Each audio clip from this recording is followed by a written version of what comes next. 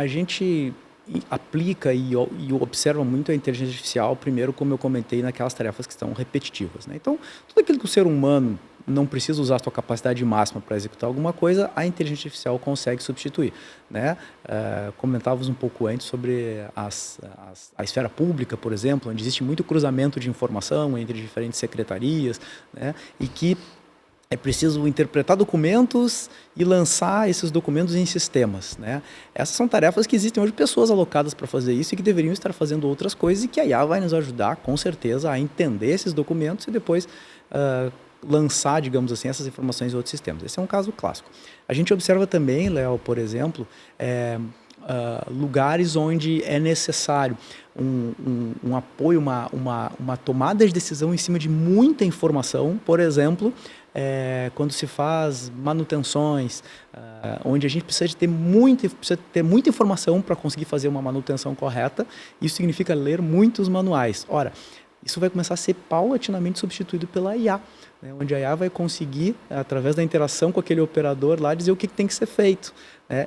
Então, o profissional que não souber interagir com a IA, com sistemas, esse vai estar ameaçado. Olha, eu só sei ler manual, eu não consigo interagir com um sistema baseado em inteligência artificial para fazer esse trabalho. Esse vai estar ameaçado.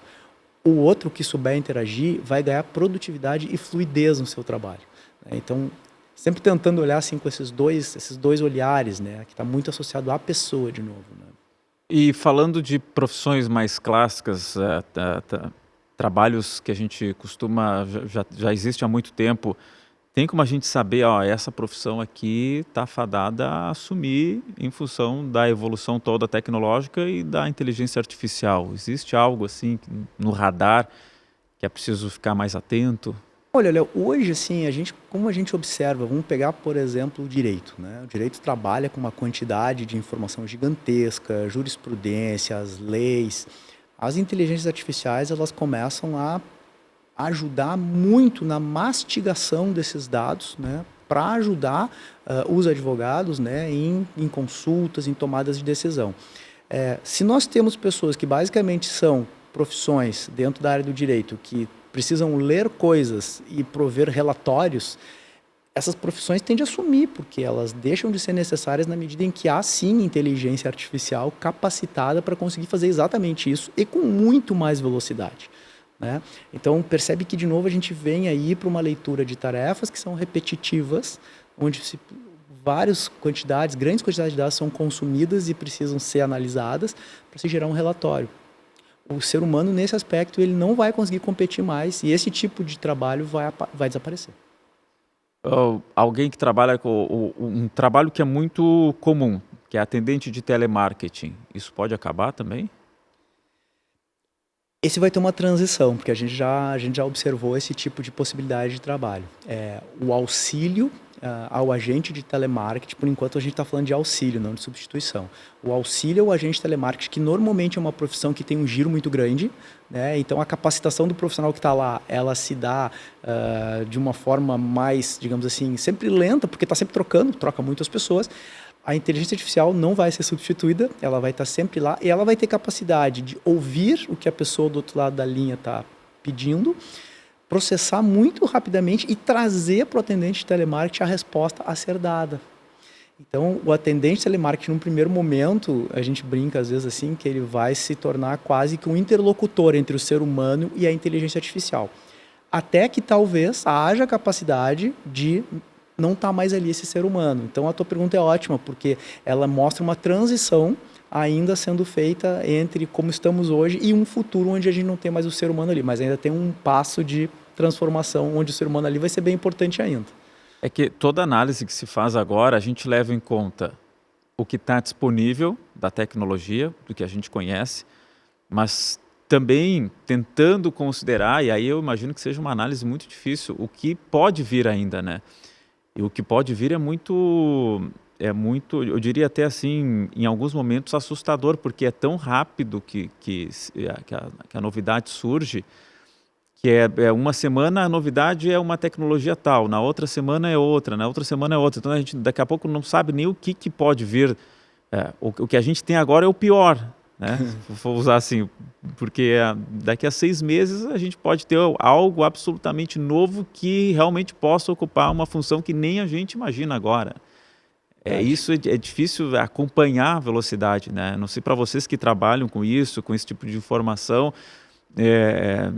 deve ser um pouco angustiante também, porque a cada momento tem que estar entendendo o que está vindo, e para explicar, e para saber usar, e para não ficar para trás, né?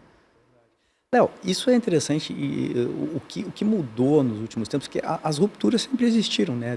Desde lá de trás, né? Desde que a gente, sei lá, saiu do telex e foi para o fax, depois saiu do fax e começou a ir para a web. Mas você compara com essas rupturas que a gente já teve ou Não. é algo muito maior que a gente está Não, vivendo então agora? o problema e a diferença é a velocidade. Esse que é o grande problema, né? A velocidade das transformações, ela é tão grande que não tem mais o tempo de, me dá um tempo aqui para aprender isso.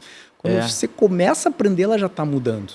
Então, quando apareceu a própria internet, né, isso foi uma grande revolução, assim como a inteligência artificial é uma grande revolução. E o exemplo da internet, eu acho que é o que mais se compara hoje com o avanço que a gente teve, só que com a diferença de que foi muito mais lento tudo, né? A internet, a gente foi aprendendo, É isso mesmo. aí devagarinho, aí existiu o site, aí do site veio um buscador para a gente buscar os sites, e só depois que veio o Google. Era tudo mais lento, apesar de ser algo que eu enxergo como a maior revolução que a gente viveu até então. E é correto, a gente tinha mais tempo de assimilação, né? Mas tu percebes que algumas coisas às vezes nos passam e são muito recentes também, e que inclusive cabem aqui porque mudaram a natureza do trabalho, que foi a pandemia. A pandemia, por exemplo, nós usávamos, né, eu trabalhando numa empresa multinacional e me relacionando com pessoas do mundo inteiro, nós já usávamos lá atrás as videoconferências, né?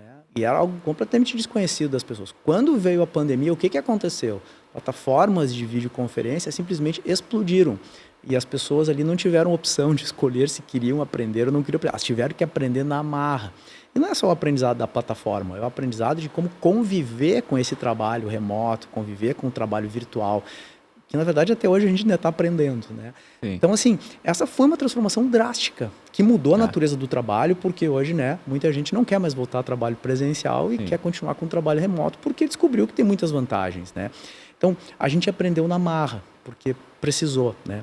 Com a inteligência artificial, eu diria que assim, a gente não vai precisar aprender tão na marra, mas vai ter que aprender rápido, porque ela traz uma quantidade de capacidade de ajudas que se realmente, Léo, a gente não dominar, a gente vai ficar para trás. Como a internet, né? Só que com muito menos tempo do que a internet, né? A inteligência artificial traz capacidades, e aí tu colocas também, só para explorar o último ponto da tua fala, ela traz capacidades realmente ainda inexploradas. Eu que trabalho, porque trabalho na área de tecnologia também, todos os dias eu praticamente estudo e descubro mais coisas que são possíveis de serem feitas, e grandes pesquisadores, ontem eu conversava com um colega dos Estados Unidos que também está surpreendido com algumas pesquisas que ele tem feito com a capacidade da inteligência artificial. Nós ainda não sabemos tudo que dá para fazer, mas o desenvolvimento segue em frente. Então tu disseste bem, a gente todos os dias pode acordar e se surpreender, e tem acontecido. Esses dias aconteceu que, né, apareceu uma DeepSeek, uma linguagem nova de inteligência artificial, que todo mundo ficou em pânico. As ações nos Estados Unidos das empresas tradicionais caíram porque era tipo o ChatGPT chinês, né? Chinês, exato, né? Aí depois, com mais calma, né? Depois que passa aquela euforia, se descobre que ok, não era tanto assim, um pouco menos, daí as coisas voltam para o normal. Mas a gente tem acordado todos os dias com a novidade. Há pouco tempo teve o Alibaba também trazendo o seu modelo de linguagem, que traz outras novidades. Então tem sido assim. Tem sido assim, né? Mas para quem está na tecnologia, isso é muito importante. Para quem está no dia a dia trabalhando e não é de tecnologia, eu acho que é importante trazer uma palavra de tranquilidade, né? Sim, a inteligência artificial vai ajudar, mas pessoal, as coisas, elas, mesmo que sejam rápidas, elas têm um tempo de assimilação. Se você trabalha no Silicon Valley, lá na Califórnia, aí você tem que ser rápido. Sim. Mas nos outros lugares, calma, não precisa. Não é que não tem que aprender, não é que não tem que se inteirar, mas calma, você não vai ser substituído por uma máquina amanhã.